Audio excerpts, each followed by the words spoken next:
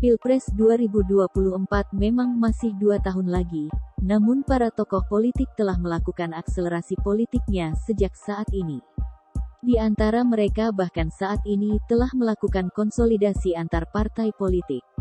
Tema besarnya apalagi kalau bukan otak-atik nama yang bakal diusung sebagai capres dan cawapres di Pilpres 2024. Sebagian tokoh yang melakukan pergerakan politik, tak lain merupakan para menteri yang berstatus aktif jadi pembantu Jokowi dan Maruf Amin.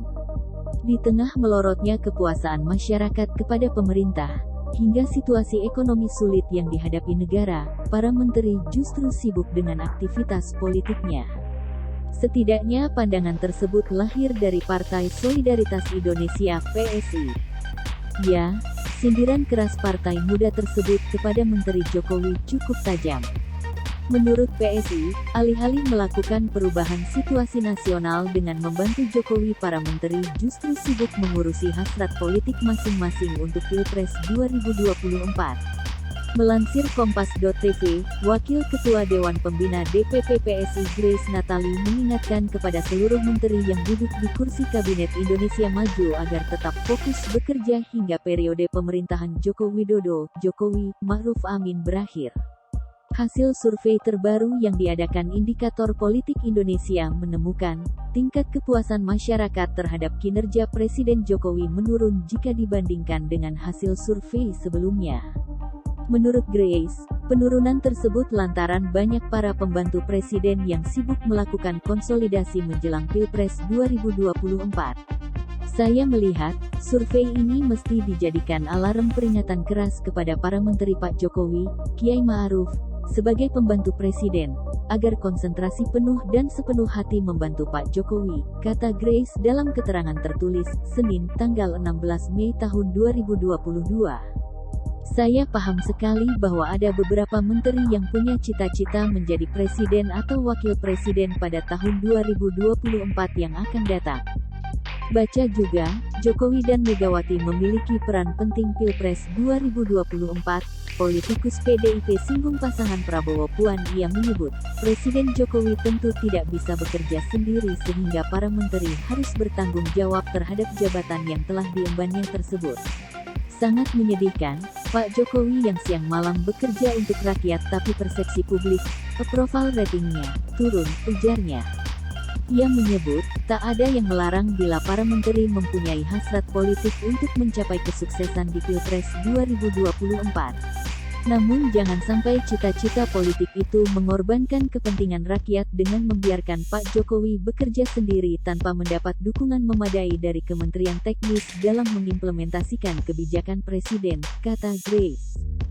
Sebelumnya seperti diwartakan Kompas.tv, Lembaga Survei Indikator Politik Indonesia mencatat, tingkat kepuasan masyarakat terhadap kinerja Presiden Jokowi pada Mei tahun 2022 berada di angka 58,1%.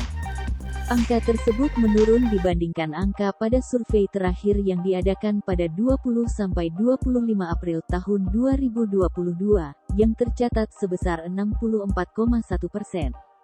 Direktur Eksekutif Indikator Politik Indonesia Burhanuddin Muhtadi mengungkapkan, faktor utama menurunnya tingkat kepuasan terhadap kinerja Jokowi adalah penciptaan lapangan pekerjaan, dan harga-harga kebutuhan pokok yang meningkat. Sebelumnya itu yang paling tinggi, faktor ketidakpuasan, seperti zaman Covid sedang merajalela itu adalah Covid. Setelah Covid mulai bisa terkendali, isunya yang dianggap penting dan jadi sumber ketidakpuasan adalah penciptaan lapangan pekerjaan. Sekarang adalah harga pokok meningkat, kata Burhanuddin dalam konferensi pers secara virtual, Minggu, tanggal 15 Mei tahun 2022. Dalam survei yang sama, mayoritas responden juga menilai kondisi ekonomi nasional saat ini dalam situasi buruk. Lebih banyak yang menilai kondisi ekonomi nasional pada umumnya sekarang buruk, sangat buruk, kata Burhanuddin. Menurut penjelasannya, dalam hasil survei tersebut tercatat hanya 1,7% responden yang menilai kondisi ekonomi nasional saat ini sangat baik. Sementara 28,6% responden, lanjut Burhanuddin, menganggap kondisi ekonomi nasional baik. Dengan demikian, Kata dia, total responden yang menilai kondisi ekonomi nasional sangat baik atau baik sebanyak 30,3%.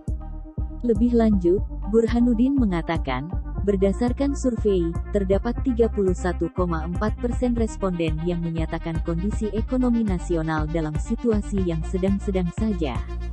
Kemudian, 30,5% menjawab situasi ekonomi nasional kini sedang buruk, dan 6,3% responden menjawab sangat buruk. Lalu sisanya, yakni 1,5%, menjawab tidak tahu atau tidak menjawab. Sehingga total yang menilai buruk, sangat buruk sebesar 36,8%, jelas Burhanuddin.